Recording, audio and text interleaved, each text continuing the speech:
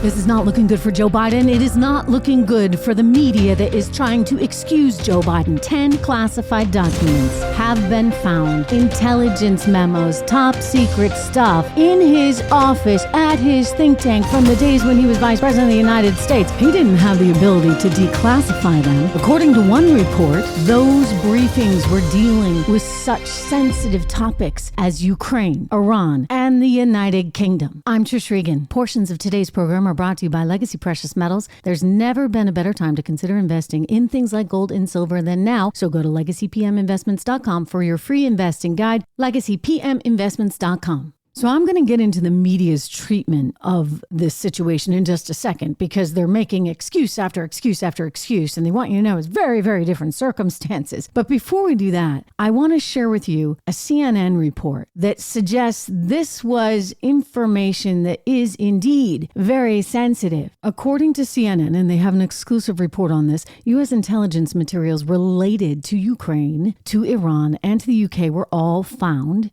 in Biden's private office.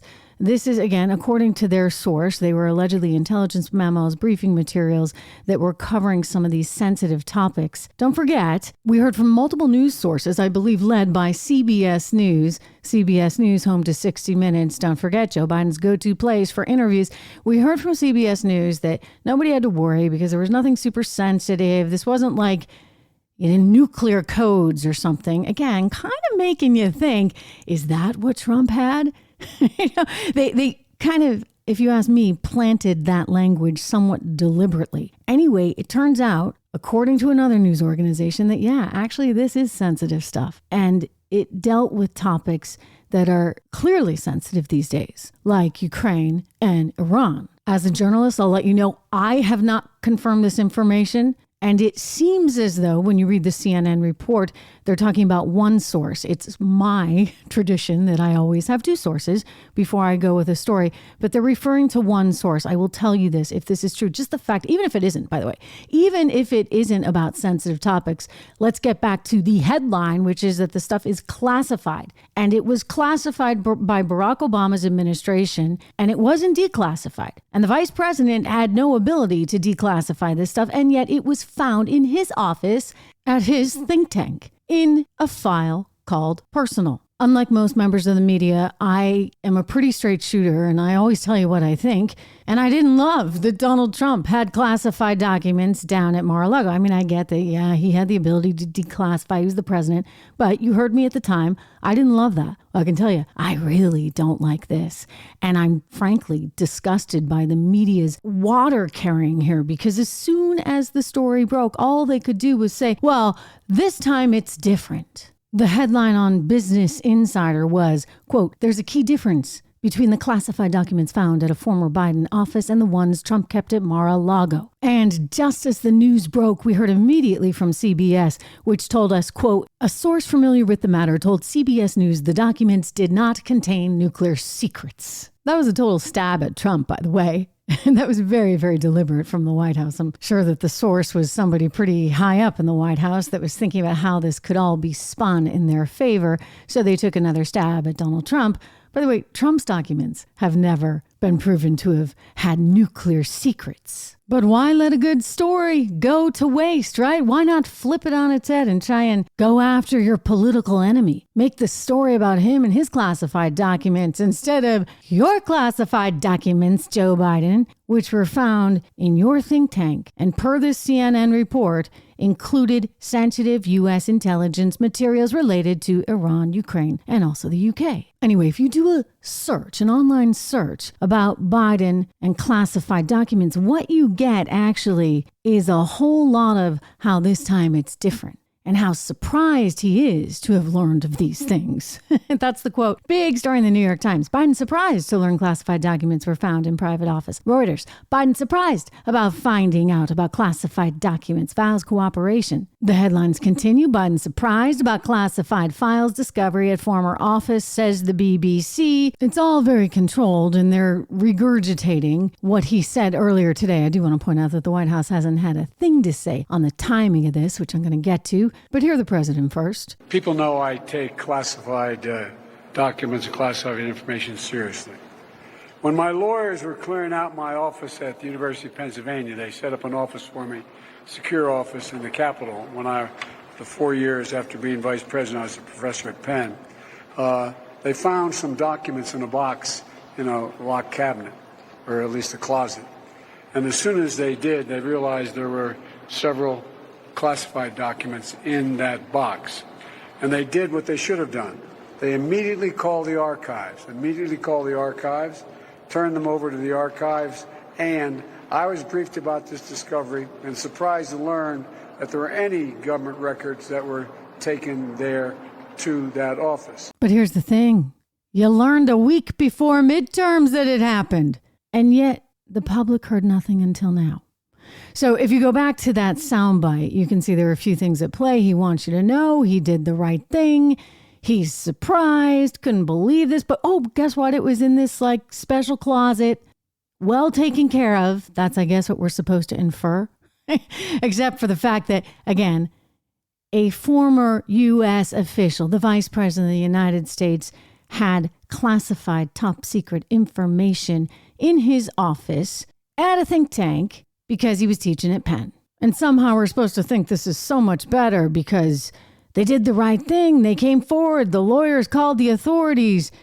Except these people sat on all this information as we went into an incredibly important time, midterm elections, because they knew darn well that the goods they had on Trump, that they were riding so hard. In fact, the president himself sitting down with CBS News' 60 Minutes to bash Donald Trump again on the classified documents issue.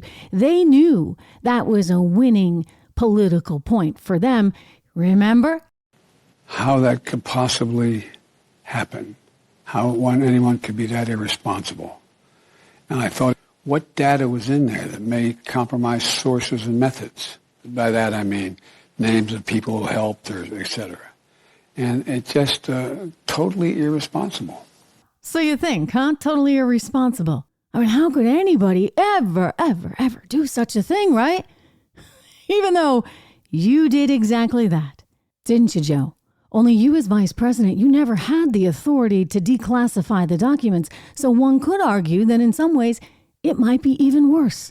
And by the way, we still don't know what's in them other than what we're hearing reports of. But I'll tell you what makes this entire situation with Joe Biden even worse is the fact that, one, he and his lawyers knew it was absolutely wrong, which is why the lawyer called right away, as he was quite quick to point out. But two, that they hid it from the American public days before a major election. And now they won't tell us why. In fact, they were asked, the White House counsel's office was asked, why? Why did it take 2 months to publicly disclose this information? That Joe Biden had classified documents in his office there at Penn. This is, in my estimation, the entire story. The fact that they're trying to cover it up all the time, like they were trying to cover up the laptop, and then they were strong-arming the social media companies and internet companies. Good story on that just the other day in the Wall Street Journal about how they do this. In fact, they did this with the vaccine policy as well. This is what they're doing. They're trying to control the information flow, which is why when you do a search right now, all you hear is, he was surprised, and it's so much different than what happened with Trump. Yeah, it's different, all right? It's different because we were looking at a huge election that was happening just in a few days, and they wouldn't tell anybody this was going on. And now they're totally silent when they've been approached by multiple news organizations saying, hey, what the heck? Why didn't you guys tell us? They issued a statement. This is the spokesperson for the White House counsel's office who told NBC News the following, quote, "This is an ongoing process under review by the Department of Justice, so we are going to be limited in what we can say at this time. But we are committed to doing this the right way, and we will provide further details when and as appropriate." Look, this is suspicious. I'm just going to say it is very suspicious that they knew this and that they hid this. And I just wonder what might have been the outcome of the election if people knew this.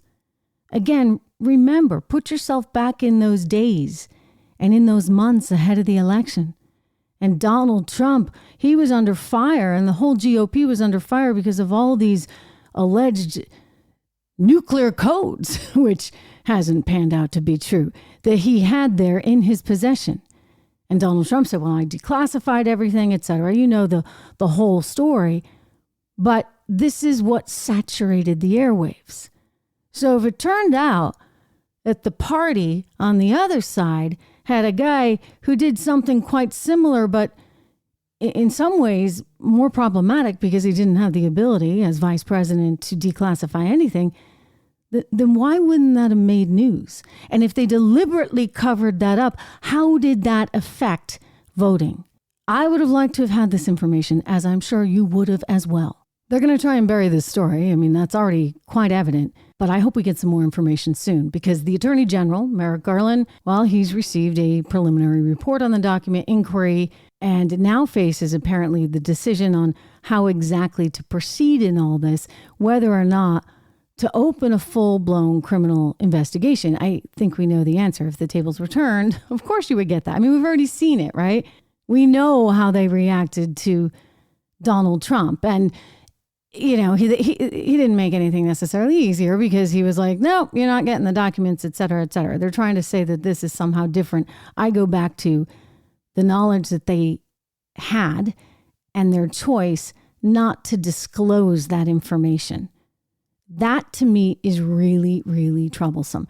Anyway, the vast majority of items, according to the CNN report, were apparently personal Biden family documents. Now, they'll try and use that too. They'll say, well, you know, it's just family stuff. But within that family stuff, within it, they had some other boxes with other materials that were classified and did deal, allegedly, per this source from CNN, with stuff pertaining to Iran and Ukraine. I mean, this is serious.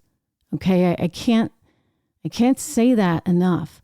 We deserve more information. The public deserves more information, and they're not going to want you to get it because that's just how they roll. And if you haven't subscribed to this podcast already, please do me that favor. It's really important. Go online and also give it a rating if you would, 5 stars preferably. I would so appreciate it because the higher the ratings and the more subscribers, I mean, this is crazy, but you don't even have to listen to it. You just have to subscribe because the more subscribers we have, I would appreciate it, of course, if you would listen and listen every day. But the more subscribers we have, the more this word gets out and it makes it harder for the information to be suppressed. But I would anticipate that there's going to be a huge effort by the White House to not allow this story, so to speak, to get out. I mean, it's very evident right now when you look at all these headlines, because the obvious ones, which are like, wait a second, why didn't we know about this? That's nowhere to be found. Meanwhile, we got to talk about this FAA thing because there's not a whole lot of information right now. And I'm just wondering what the heck Pete Buttigieg is doing there in between changing diapers, because we've got planes that were stuck all over the country for hours. I had a family member that was trying to get home from Atlanta, and she ran into a lot of trouble because she was supposed to take off at like 9:30 in the morning, and none of this was happening. Anyway, they were stuck all over the country, and I, of course, have all my worries about security concerns. So let's get to that in a second. But before we do, I want to give a quick shout out to one of our sponsors, one of our wonderful sponsors on this program, because it's a tricky time right now, economically speaking. And you know how much I care about all of us making sure that we look out for ourselves and we look out for our families. And it's why investing is so, so important. We know our dollars aren't going to go as far as they used to. We got too much inflation for that. And it's one of the reasons why you should take a look at Key City Capital, because they are working hard to make sure that your investments help offset, if you would, that negative impact of this inflationary environment that we have, and we're going to have. That's my view anyway, for the foreseeable future. I encourage you, go check them out. Go to keycitycapital.com/Trish. Key City Capital offers what you might call passive investments in cash flowing real estate that can help offer a hedge against inflation and all the stock market volatility, which we're going to continue to have. When prices rise, think about this. When prices, especially in home prices, rise, more couples, more families, they delay home ownership because they don't have as much money to spend. And then you get the interest rate situation as well. Well, Key City Capital owns thousands of rental units with attractive prospects for income and appreciation as more and more renters apply to live in their communities.